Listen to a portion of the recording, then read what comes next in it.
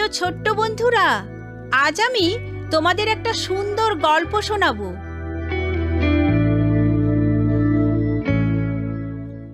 যাকে অধিক ক্ষমা করা হয়েছে তিনি অধিক ভালোবাসেন। ঘটনা দ্রুত গড়িয়ে যাচ্ছিল। ওই সময় প্রকাশের জন্য যদি কোনো খবরের কাগজ থাকত, তবে ৩৩ খ্রিস্টাব্দের প্রকাশ করার জন্য প্রধান খবর হতো পুনরুত্থান। যিশুর মৃত্যুর দিন অন্ধকারে সম্পূর্ণ ডুবে গিয়েছিল। মৃতেরা পুনরায় জীবিত হয়ে শহরে চলে আসছেন। ভূকম্পনে পাথর ভেঙে গেছে।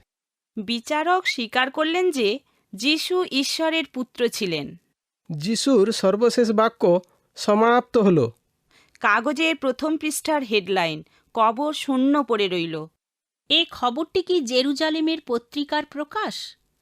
না, এ সংবাদটি হল প্রত্যক্ষদর্শীদের, যা বাইবেলে রয়েছে, যে সংবাদটি তুমি নিজেও অদ্যাবধি পাঠ করতে পারো। কবর শূন্য পড়ে আছে, যিশু জীবিত। পুনরুত্থানের পরে তিনি তার শিষ্যদের সাথে দেখা করেছেন। তখনও তারা শোকার্ত ও ভীত অবস্থায় ছিল, প্রকম্পিত।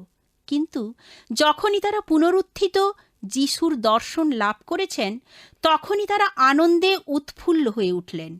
তারপর পিতর ও অন্যান্য শিষ্যগণ জেরুজালেম থেকে বিদায় নিয়ে নিজেদের বাড়ি গালিল সাগরের কাছে চলে গেলেন। আমি মাছ ধরতে যাচ্ছি। আমরা তোমার সাথে যাচ্ছি।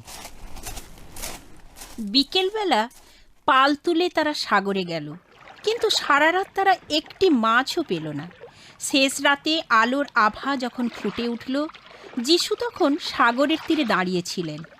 শিষ্যগণ বুঝতেই পারল না যে ইনি তিনি। তোমাদের কাছে কি কোনো খাবার আছে? না। নৌকার দক্ষিণ দিকে তোমাদের জাল ফেলো। জাল মাছে ভরে গেছে। উনিই যিশু, প্রভু স্বয়ং। তীর থেকে মাত্র ৩০০ ফুট দূরে তারা জাল ফেলে ১৫৩টি মাছ ধরতে পারল। এবার সকালের খাবার খাও। রুটি ও ভাজা মাছ সকালের খাবারের জন্য প্রস্তুত ছিল। এবার নিয়ে তৃতীয়বারের মতো যিশু তাঁর বন্ধুদের সামনে হাজির হলেন। পিতরের বিবেকের তাড়না কাজ করত। তিনি মনে করেছিলেন, যিশুকে জানার পর তিনি ৩ বার তাকে অস্বীকার করেছিলেন।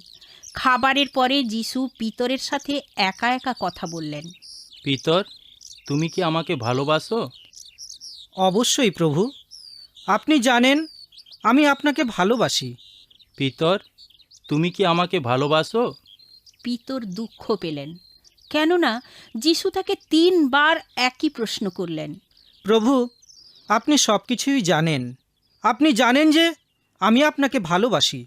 এটাই কি হবে তোমার উত্তর যিশুর প্রশ্নের? যদি আজ তিনি তোমাকে এমন প্রশ্ন করেন? যিশু পিতরকে ক্ষমা করলেন।